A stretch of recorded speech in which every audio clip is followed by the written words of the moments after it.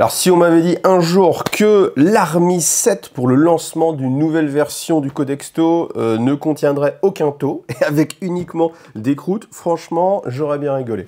Donc le principe c'est que cette Army 7, voilà comme d'habitude, c'est une boîte collector, elle coûte 175 €, mais elle a été envoyée par Games Workshop, merci beaucoup Games Workshop. Le principe c'est que vous avez toujours le codex en avant-première dans une version qui n'est pas appelée collector, mais pour moi, elle est plus collector que celle qui sort après. Et après, vous avez les cartes, ça c'est très très bien, et puis toutes les figurines maintenant en avant-première. Donc on va regarder ce qu'il y a à l'intérieur.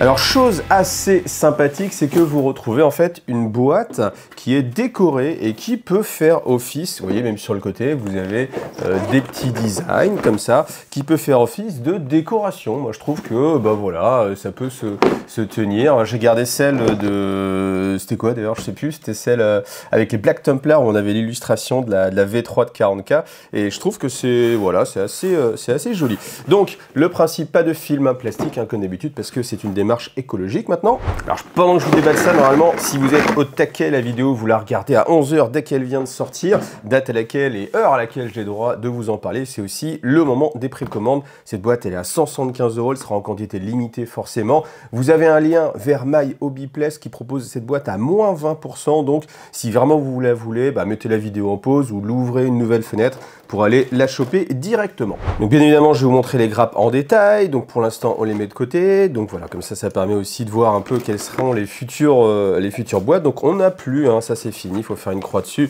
d'affiches un petit peu qui me représentaient la couverture. Donc là maintenant on a juste cette protection, voilà, qui est pas très sexy. Par contre, nouveauté, on a maintenant une sorte de coffret. Vous voyez, un coffret avec un petit élastique, une pochette typiquement.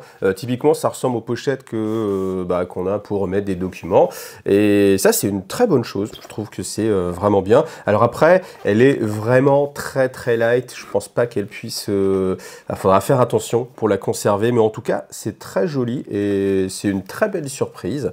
Et à l'intérieur, vous avez les cartes. Donc voilà, je vous les sors. C'est pareil avec... alors, là, le format est un peu différent d'habitude. Les cartes sont... Enfin, là, vous avez deux fois les cartes.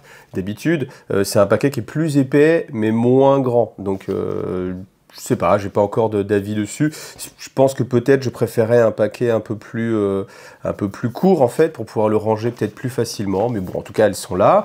Vous avez la notice de montage aussi qu'on regardera en détail. Et puis vous avez le magnifique codex que je trouve vraiment très très beau. Alors il est bleu. Moi j'adore le bleu, donc c'est super. Mais vous voyez, avec ces couleurs comme ça incrustées en brillante. Et on a vraiment en plus le bord ici qui est différent. Alors que entre les codex V10 et V9, il n'y a aucune différence sur le codex classique, sur la bordure ici, là, sur le, je sais plus comment ça s'appelle ça, sur le dos en tout cas, et ce qui fait qu'on ne peut pas les différencier si vous avez tous les codex à la suite les uns des autres. Donc ça, je trouve ça un peu dommage. Et puis souvent, entre la version collector et la version classique du codex, il y a juste la police d'écriture qui change, et voilà. Donc ça, c'est vraiment pour moi la version un peu plus collector. Alors, on va commencer par regarder la notice. Si la notice, ça vous intéresse pas, comme d'habitude, vous allez dans la timeline, vous allez directement là où ça vous intéresse. Comme d'habitude, bon là on est dans du très classique chez Games Workshop, on a l'habitude, on a les grappes qui sont présentées, on a ces ronds-là qui permettent de savoir exactement quelle est la bonne taille de soc, et vous voyez qu'il y a du 28 et du 32, entre 28 et 32,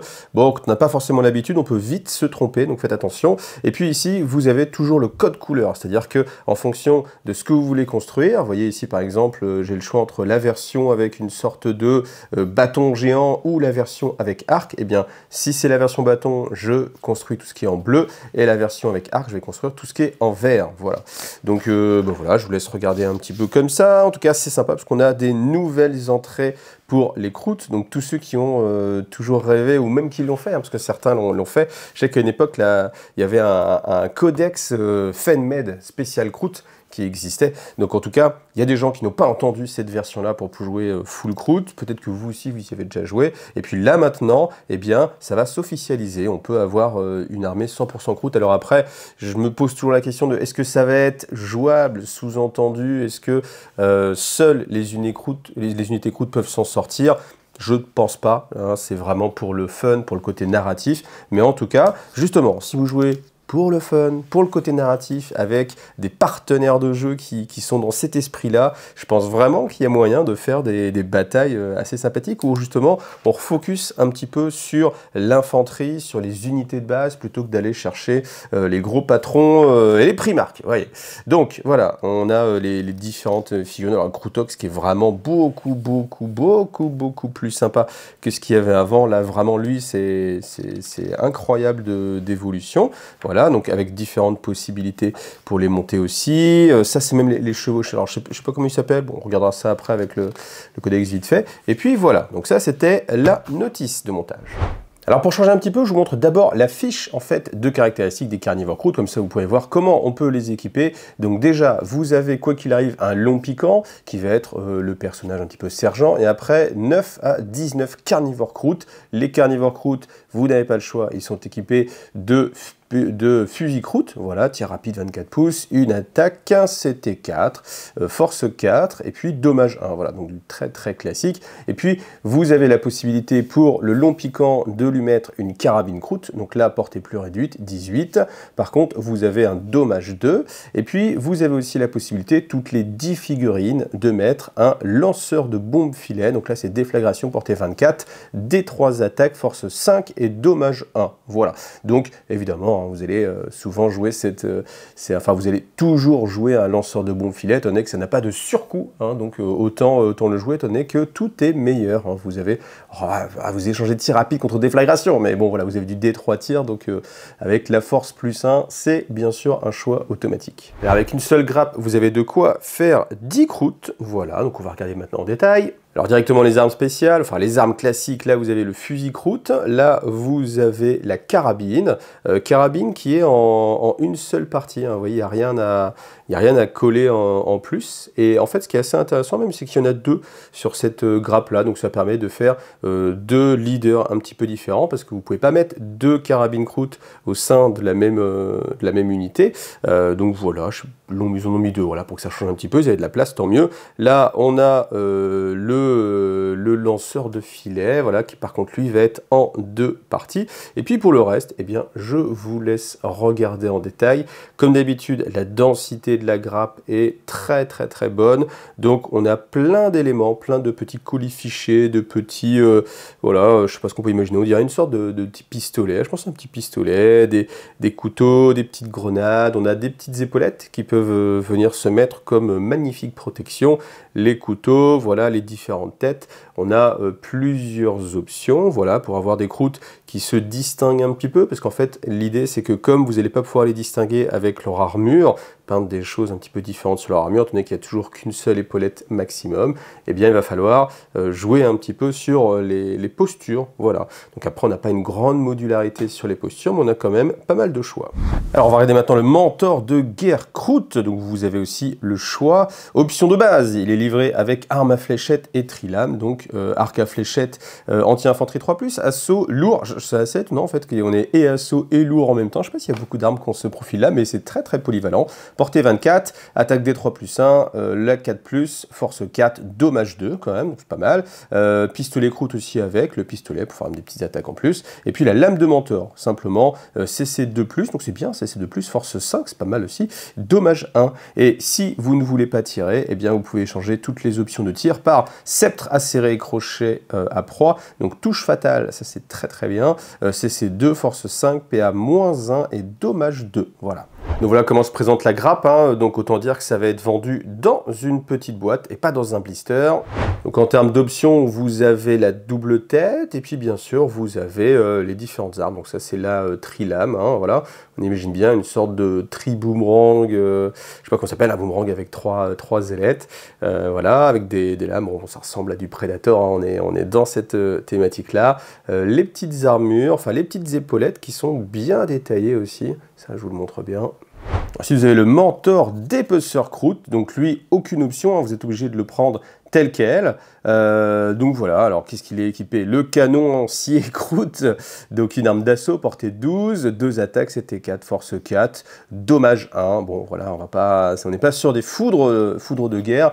Après, ce qui va être intéressant forcément, c'est que leur coût va être réduit, mais voilà, on n'est pas sur des choses de folie. Puis après, de l'âme rituelle, donc des armes jumelées, 4 attaques, CC2, force 5, PA-1, dommage 1. Après, ce qui est intéressant, c'est bien sûr les bonus qu'il va donner. Donc si dans une unité touche soutenue, c'est pas mal. Et puis après, insensibilité à la douleur 6+, qui peut se transformer en 5+, si vous avez réussi à détruire une unité, à manger des cadavres. Par contre, la grappe est plus petite, donc là, ça sera dans un blister, donc je vous montre en détail. Voilà, on a une belle profondeur de gravure, ce qui est pas mal. Après, voilà, pas trop de détails. Je pense que c'est des figurines qui vont se peindre merveilleusement bien avec du contraste. Donc ça, c'est plutôt sympathique. Si c'est votre façon de peindre, vous pouvez aller, à mon avis, assez rapidement. Alors maintenant, le Cavalier Krutox, voilà, figurine magnifique qui a été refaite et que je trouve vraiment très réussi.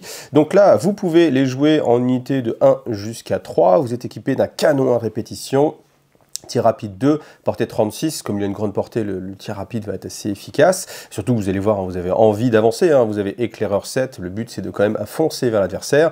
Donc 2 tirs sur du 4+, force 7, PA-1, dommage 2. C'est pas mal, c'est correct, mais bon voilà. Ensuite, canon à filet à la place, donc la portée 36, arme lourde, déflagration, D6+1, CT 4+, force 6, dommage 1. Bon, voilà, je sais pas comment vous le sentez, mais moi je pense qu'on va plutôt prendre plutôt un canon à répétition. En tout cas, petit bonus, c'est que si il est à côté d'une unité infanterie croûte, qu'elle suffit de tirer dessus, eh bien vous pouvez interrompre la phase de tir adverse pour justement faire un tir avec votre arme sur l'adversaire. Donc bien sûr, ça pousse à le jouer en meute, hein, je pense, pour profiter maximum de cette règle-là. Et puis après, vous avez envie de l'envoyer au corps à corps. Pourquoi? Parce qu'au corps à corps, il a ces deux armes-là qui vont se combiner, parce qu'on a attaque bonus. Donc vous avez 2 attaques à 3+, force 4, voilà. Et par contre, 4 attaques qui vont toucher force 6 avec PA-1 et dommage 2. Donc il est pas du tout ridicule au corps à corps et on a vraiment plutôt envie de foncer vers l'adversaire avec éclaireur 7, d'essayer de profiter au maximum du tir rapide et puis de finir les choses au corps à corps. Voilà le format de la grappe, donc on peut supposer que ça va se replier en deux et que ça va être vendu aussi dans une petite boîte. Donc là vous voyez les deux types d'armes. Après vous avez 3 têtes différentes, donc bon, tant mieux, parce que comme on peut en faire une unité de 3, on va le changer un petit peu avec la tête, mais ça va être la seule variation. Il n'y a pas de variation de position sur les bras. J'aurais aimé peut-être que, bah voilà, on ait le moyen peut-être de faire tourner un bras un peu plus, ou d'essayer en tout cas de faire des postures différentes, parce que là, une unité de 3 qui va être à peu près la même, sauf qu'on change la tête, je trouve que c'est un petit peu faible. Donc ça, par contre, c'est le point faible de ce kit. Après, sinon, comme vous le voyez, la gravure, la définition, il n'y a pas de souci. Les lignes de moulage, c'est, bon, j'allais dire un lointain souvenir. Non, il y en a encore un petit peu, mais c'est très léger. Et puis voilà, donc vraiment le petit bémol, c'est la modularité, parce qu'on va avoir juste les têtes pour se différencier. On termine dans la boîte avec les saccageurs Krutox. Donc ça, c'est la bonne surprise hein, déjà, parce qu'en termes de figurines, elles sont magnifiques. Et puis même en termes de jeu, c'est assez sympa. On a vraiment une unité de percussion assez forte au corps à corps. Donc bien sûr, comme toute l'armée, enfin comme tous les Krut, et éclaireur 7, ça permet vraiment d'avancer. Unité de 3 à 6 saccageurs. Et puis vous avez toutes les... Alors là, il n'y a pas d'option d'armement, mais vous avez tous les armements. Vous allez tout le temps les utiliser. Pourquoi? Parce que vous avez le pistolet Krut et javelot de chasse qui sont assaut et pistolet. Donc au corps à corps, on a envie de les utiliser. Portée 12, 2 attaques. Bon, après, c'est du 4+, dommage 1. Vous avez après la lame de chasse qui est une lance. Donc attaque 3, CC 3+, force 4, PA-1, puis dommage 1. Et le point de saccageur qui est un tout petit peu meilleur que les points de Krutos qu'on a vu juste avant, parce que vous avez attaque bonus, mais touche soutenue 1. Et après, 4 attaques sur du 3, force 6, PA-1, dommage 2. Et surtout, cette règle-là, elle fait que quand vous allez charger, eh bien pour chaque figurine qui est au contact, vous jetez un dé sur un 4+, vous avez des 3 blessures mortelles qui sont infligées à l'adversaire. Et si en plus, petit bonus, si une ou plusieurs figurines ennemies ont été détruites, eh bien l'unité doit faire un test d'ébranlement. Voilà. Donc on va regarder la figurine. Donc là aussi, voilà le format de la grappe hein, qui sera dans une boîte assez standard. Donc on va regarder. Alors, c'est pareil, je vous le dis tout de suite, en option de montage, on va pas avoir grand-chose. Sur le Croutox, il y a une seule des figurines qui peut changer sa tête. Donc il va avoir deux têtes différentes. Et puis, vous avez un cavalier aussi qui, lui, va pouvoir échanger sa tête. Alors après, j'imagine qu'en bricolant un petit peu, les têtes de croûte, ça peut se modifier. Vous avez aussi un bras, donc soit vous allez mettre ce bras-là pistolet, soit une lame. Alors je sais pas si c'est exactement celle-ci, mais voilà, vous avez cette option-là. Mais sinon, très peu d'options de différenciation. Après, vous voyez que la grappe, elle est quand même extrêmement dense. Là, encore une fois, on a 3 grosses figurines qui tiennent sur cette grappe-là. Donc forcément, c'est au détriment de la modularité. Mais en tout cas, après, pour la sculpture, eh bien, je vous laisse juger. Mais on est encore une fois sur quelque chose de très qualitatif. Je pense quand même qu'il y a moyen facilement, vous voyez, d'intervertir les têtes de croûte avec les carnivores qui sont dans la boîte, histoire de changer. Bon, après, évidemment, si vous achetez que cette première boîte une fois, vous ne vous posez pas la question, hein, parce que vous allez avoir cette différenciation d'unité. Mais voilà. Alors, voilà comment sont présentées les cartes. Alors, c'est très joli, hein, avec Farsight, en plus, on aime beaucoup. C'est bleu, c'est formidable. Vous allez avoir le côté un peu premium, avec les bords qui sont, vous voyez, comme ça, qui sont bleus métallisés. Après, ce que j'aime pas trop, c'est que je me dis que, bon, les cartes sont assez épaisses, mais il y a moyen peut-être qu'à force de les balader, qu'elles puissent se mélanger, se superposer. C'est pour ça que je préfère quand elles sont toutes superposées en une seule fois.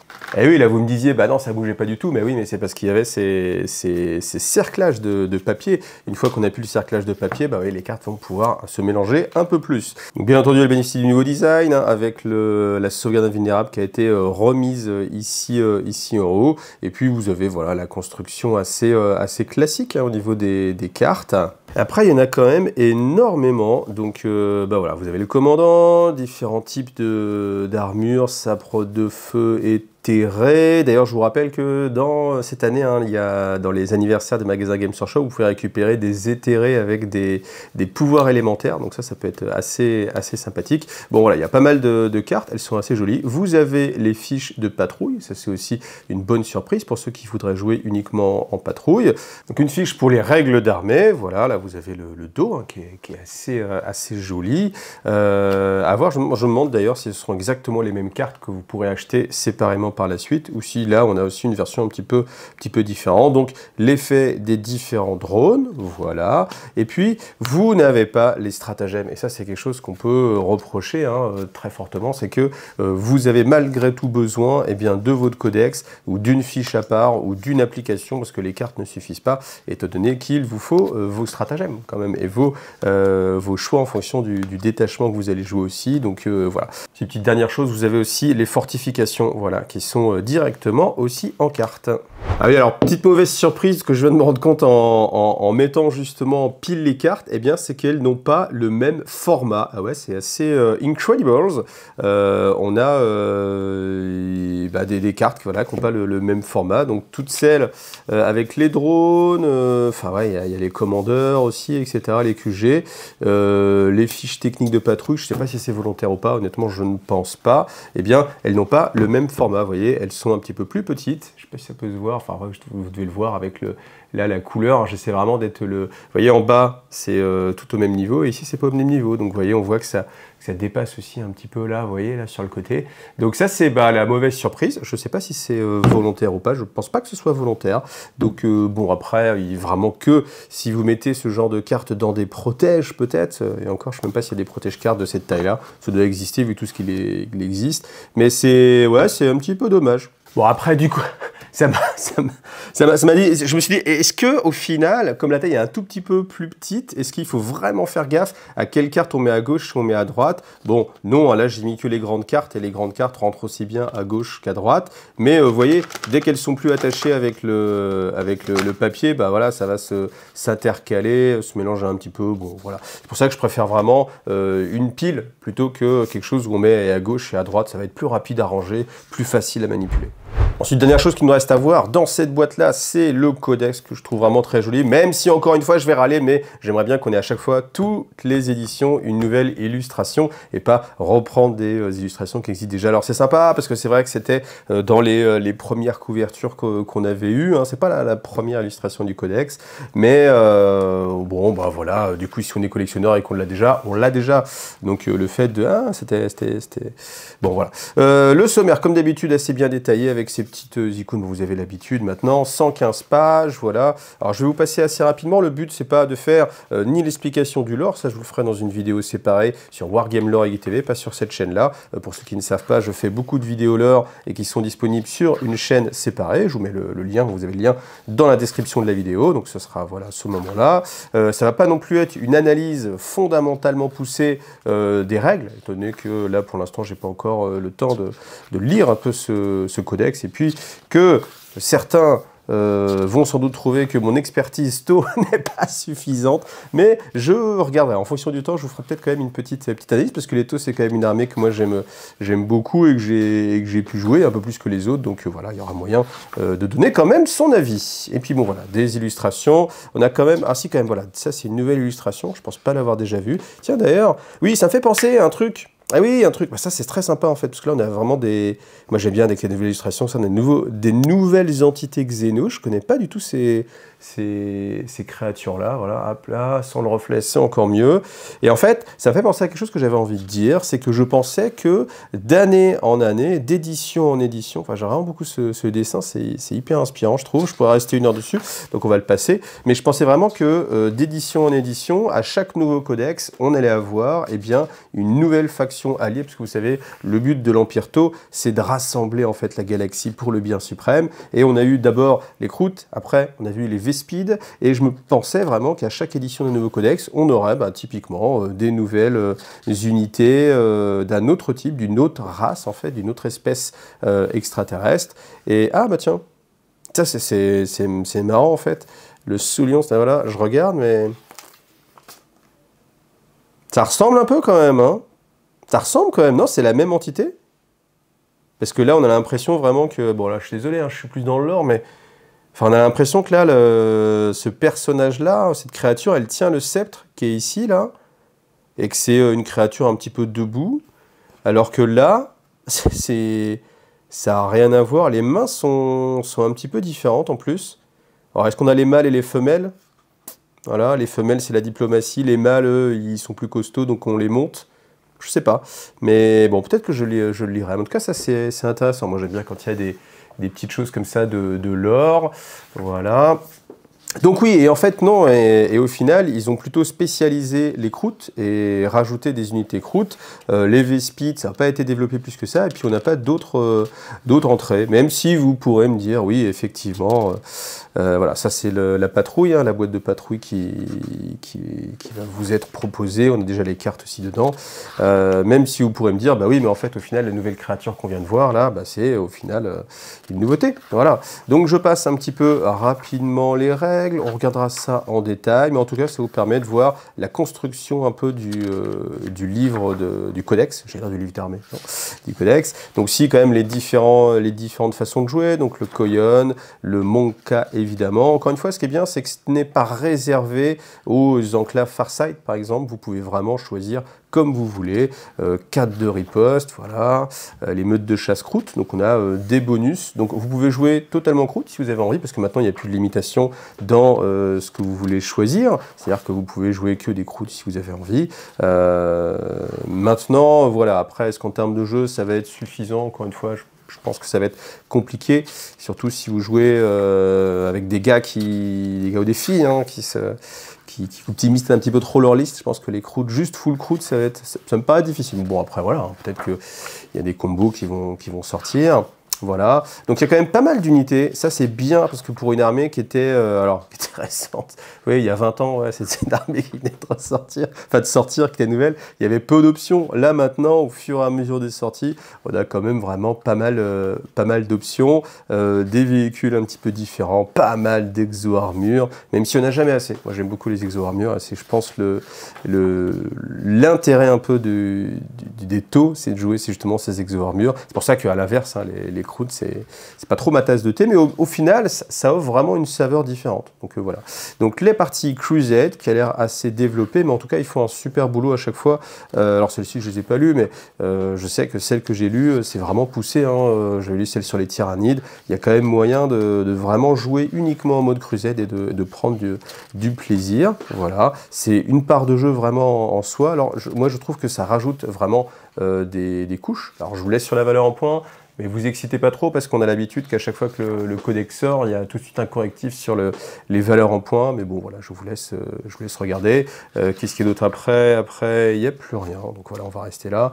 Bon voilà, en conclusion, hormis le petit bémol sur ces cartes-là, l'autre bémol, c'est que si vous êtes comme moi, quelqu'un qui aime bien les exo-armures, les croûtes, c'est pas votre tasse de thé, cette boîte, elle va pas être super intéressante. Après, il y a des gens qui vont être intéressés pour jouer full croûte, et au contraire, là, ils vont être intéressés. Donc je pense que en termes d'occasion, il y a vraiment moyen de vous dispatcher cette boîte-là entre ceux qui veulent que les croûtes, ceux qui veulent le codex en priorité et en avance, parce que cette boîte vous donne, comme d'habitude, le codex en avance. Je vous rappelle que si elle vous intéresse, vous avez toujours la possibilité d'essayer de la choper sur MyHobbyPlay, s'il y en a encore. N'hésitez pas, à moins 20%, ça économise vraiment pas mal de choses. En tout cas, j'espère que cette rapide unboxing vous a plu. Normalement, on devrait avoir, je vous ferai sans doute une vidéo plus en détail sur les taux, même sans doute plusieurs. Voilà, merci à vous d'avoir vu cette vidéo. Si ça vous a plu, comme d'habitude, vous pouvez liker, vous pouvez commenter, vous pouvez partager cette vidéo, vous pouvez me soutenir sur Tipeee, et puis voilà, faire en sorte que vous passiez un bon moment. Allez, à bientôt, salut à tous.